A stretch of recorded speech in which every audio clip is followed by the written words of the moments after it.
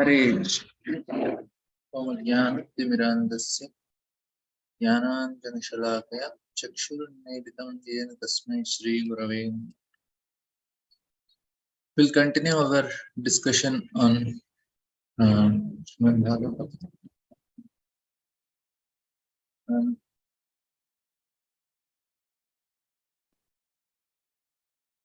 Yes, Neha Shaji.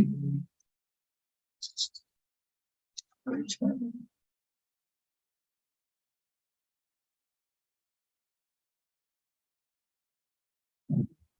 So here we'll continue our discussion on the purports.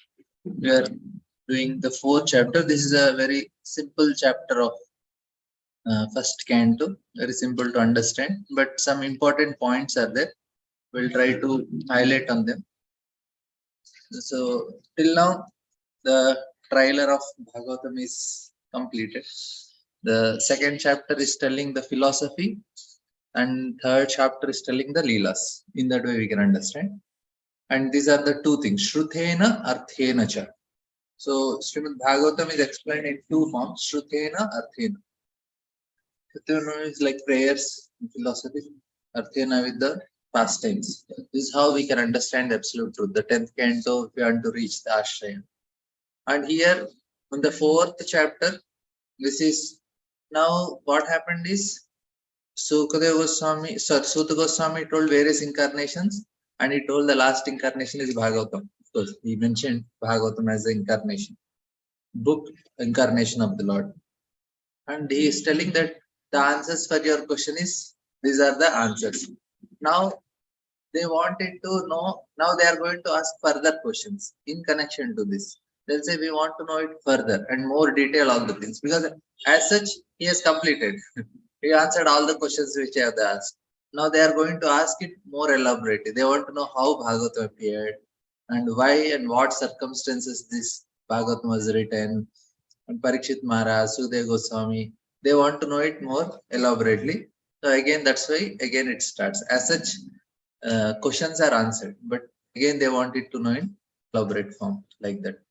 Now here, Vyasa Uvacha iti Bruvanam Samstuya Muninam Dirga Satrinam Vriddha Kulapati Sutam Bhavarcha Saunako Abhravi. So now the Saunaka Suta Goswami is called as Kulapati. Kulapati means one who has 10,000 disciples.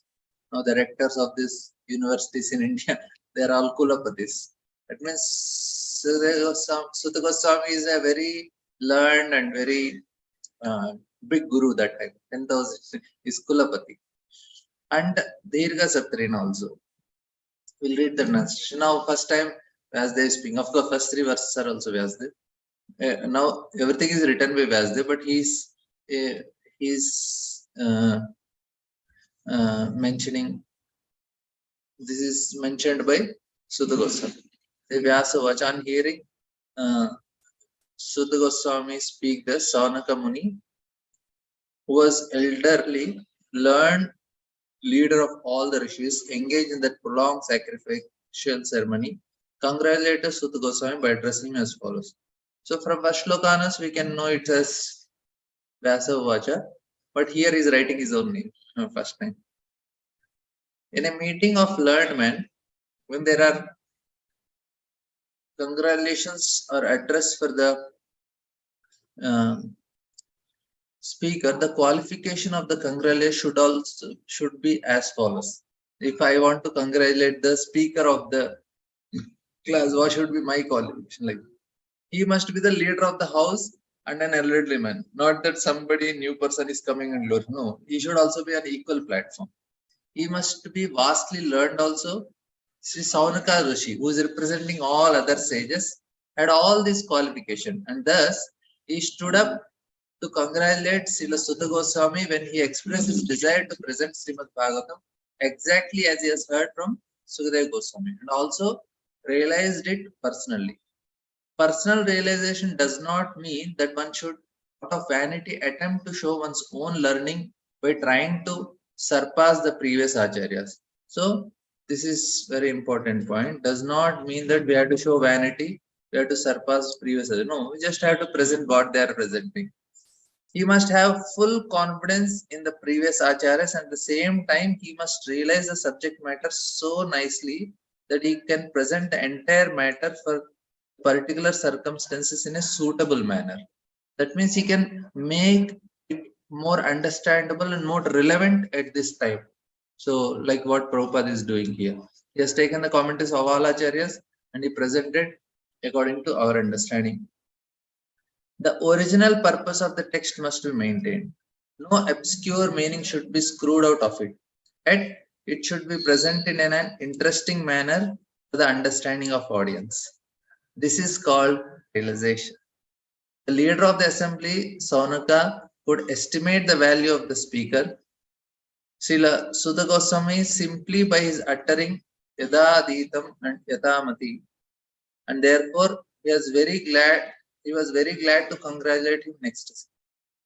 So, according to my realization, my understanding, I am telling what I understood. No learned man should be willing to hear a person who does not repeat the original Acharya.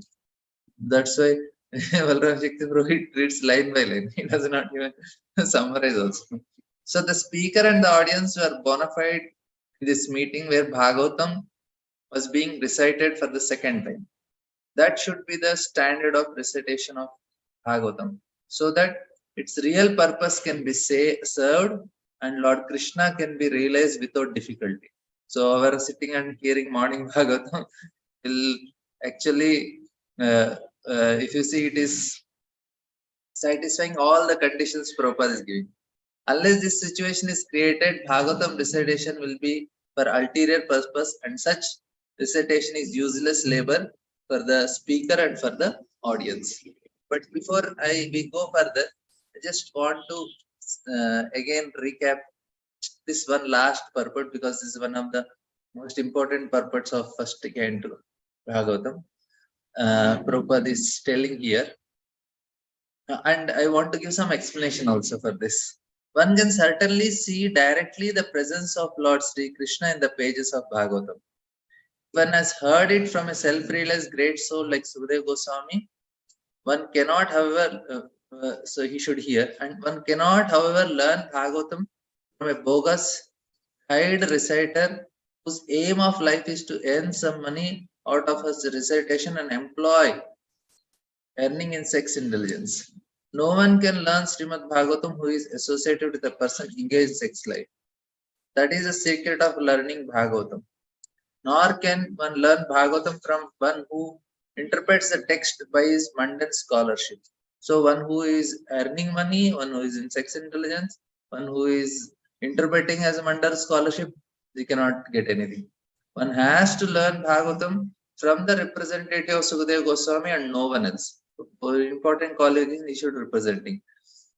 And that is the process. Then only Prabhupada again he writes, if one at all want to see Krishna in the pages of Bhagavatam, second time. That is the process, and there is no alternative. Sutta Goswami is a bona fide representative of Sukadeva Goswami because he wants to present the message which he received from the learned Brahmana. Sukadeva Goswami presented Bhagavatam as he heard it from his great father. And so also Sutta Goswami is presenting Bhagavatam as he heard from Sukadeva Goswami. Simply hearing is not all in all. This is another thing I wanted to discuss. One must realize the text properly. So here I'll just pause and I'll explain. What happens is there are 4 levels of understandings. One is unconscious incompetence. Incompetence means I cannot do certain things, but I don't know that I cannot do also. That is unconscious also and incompetence also. Say I'm seeing somebody is playing a harmonium. When I see, I say, I can also do it. But I am incompetent, but I am not know that I cannot do also. But when I see, I feel I can also do. And when I take the harmonium and start myself doing, very quickly I understand, I'll be conscious that I'm incompetent. So this is second stage, where you are conscious that you don't know, but you are incompetent. Third level comes is conscious competence. When you start learning, maybe Mridanga you learn 3 months, 6 months, and then you are very conscious. You learned it and you consciously play also. So consciously you are competent now. After some time, where the problem comes is we become conscious, uh, unconsciously competent. That is where the problem comes. Now, here, this is very dangerous for our bhakti. But we should understand this very properly. What happens is at this stage, we we can do many things. So in bhakti also, this is a problem. We have to, we are competent. We can worship the deities, we can sing Vaishnava bhajans, play mridang, play kartal, we can give classes also, but we do everything unconsciously. Why we do unconsciously also very important. It is because for anything, they to learn some things. Kanjani Muni says, if we want to learn anything properly, says there should be abhyasa and vairagya. What is abhyasa means practice, vairagya means detachment. Without detachment, we cannot learn. What is this detachment? Third is conscious competence. Fourth is unconscious competence. First is unconscious incompetence. Second is conscious incompetence. Third one is conscious competence both. Now, that means first I don't know that I don't know. Then I know that I don't know. Then I know and I can do also properly. Fourth is I need not be conscious, but I can do it. That is where problem comes. I'll explain this. You'll understand in 2 minutes. There should be vairagya means what? Say now I want to do yoga. That means I should be detached from sleep. Most of the people, why they cannot do yoga is they cannot get up early morning. So that means you need some vairagya of certain things. Say I wanted to engage in, I wanted to engage in nice health. That means I should be have some vairagya to certain time of food items. If I want to study certain things, then I have to have vairagya from entertainment. So like that, there is very important aspect to learn is vairagya. Abhyasa has through three aspects. Abhyasa, first thing is dirgha kalena. It should be done for a long time. And then second quality is nirantarya. Nirantarya means we have to do it every day. Means say I'll do for 2 years, but not that 2 days I'll do, 3 days I'm off, again 2 days I'm doing. No. Every day for long time. These are there. But the third important thing is that why I'm telling is because it is three is actually satkara. That means a reverential attitude. This is what is actually very important. So what happens? Because if I am repeating something for a long time, we start doing it mechanically. There the problem comes. But we, in order to achieve success, all the time we need to remind ourselves that no, I had to be conscious, especially in bhakti. And what happens in Kali Yuga, na, one of the symptoms of Kali Yuga people is lazy. Mandas mundamate yoganda bhagya. So what happens is because uh, we can do it for a long time, we can do it all the time. So person he becomes very accustomed and he start doing mechanically. What is what is important point here is because we have this tendency to be in comfort zone. So the tendency will be transferred to a sphere of automation. In automation, what happens? I can be in comfort zone. Okay, I attended morning program. I attended this. I did this. I did this. Because conscious means you have to come out of laziness. Here we have achieved perfection. We are unconsciously competent.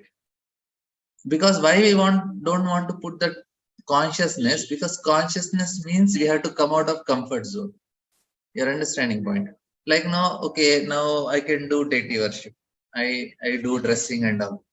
Now to be conscious that I am giving it to Krishna, I am offering it to Krishna, whether Krishna will like this or not. Krishna will be happy with this item which I am offering. Krishna will like this dress, this jewelry. He will be offered with this like this food or not. And am I properly asking him to accept it?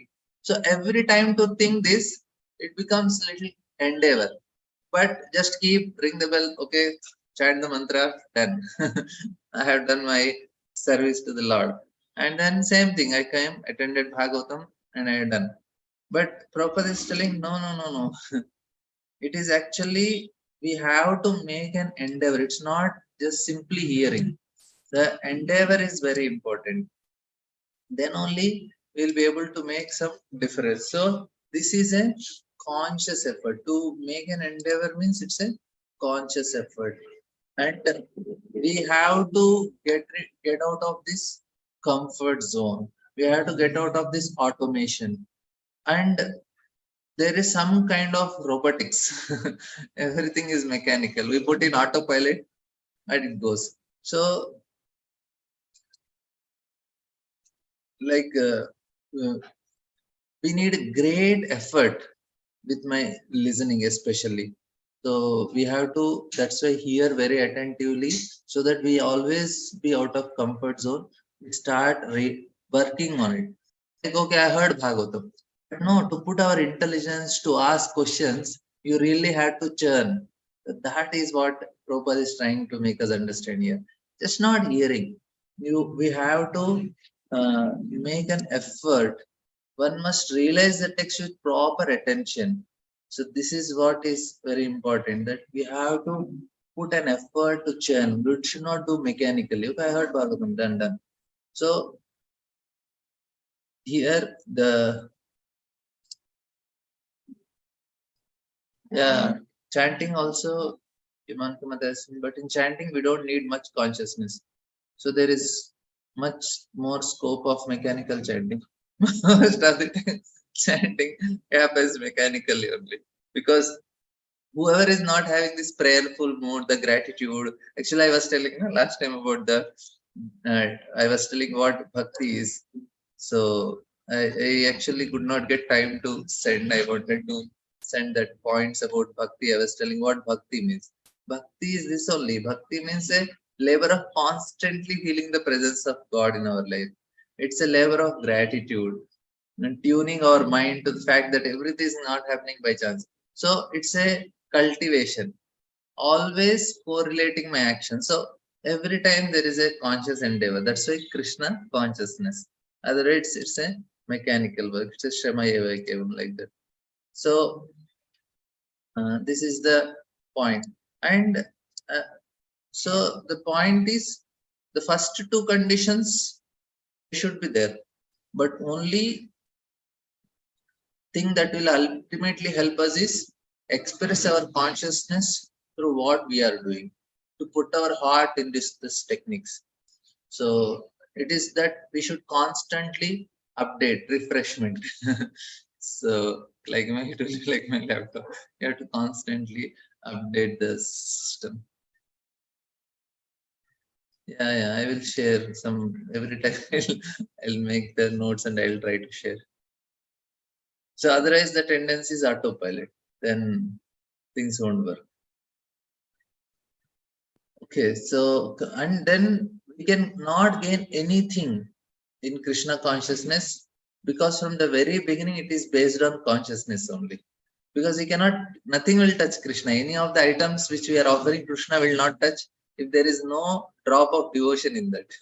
Krishna is just searching where is devotion in this Chapan book they offered. So it will not touch only. So we always want to return to the state of unconsciousness, because it's a comfort zone. Every time to put effort, na, the spiritual world is full of conscious. That means everybody is all the time always conscious. Yashodama is super conscious. Anytime she is just thinking of Krishna all the time. And Krishna always demands also. To control Krishna is so difficult. And more we evolve in bhakti, more and more we become conscious, and that is actually giving pleasure. And that's what the awakening of buddhi. Buddha means who is awakened. Awakened what? Awakened in consciousness, like that. Anyway, I just wanted to touch that point. That's why I will do that purport again. But I'll complete this purport. Very important. The word Nivishtha means that Sutta Goswami drank the juice of Bhagavatam through his ears. That is the real purpose of receiving Bhagavatam. See, one should hear with rapt attention from real person, and then he can at once realize the presence of Lord Krishna in the pages of Bhagavatam. Third time progression. Secret of knowing Bhagavatam is mentioned here. No one can give rapt attention who is not pure in his mind. In mind, no one can be pure in mind who is not pure in action. No one can be pure in action who is not pure in eating, sleeping, hearing, and waiting. But somehow or other, if a person hears with rapt attention from the right person at very beginning, one can assuredly see Lord Sri Krishna in the pages of Bhagavad. Four times said. Such a small but very important purport. So we'll just so here they are telling that we have full time for hearing. So Dirga Satrinam. So Dirga Satrinam is of those engaged in performance sacrifices. We have engaged in prolonged sacrifices. We have sat, but now we have sufficient time to hear from you whole Bhagavatam. So that should be the standard of reciting Bhagavatam. And this is so first canto you'll hear many of the things. First canto is Adhikar Tattva, who can speak and who can recite Bhagavatam.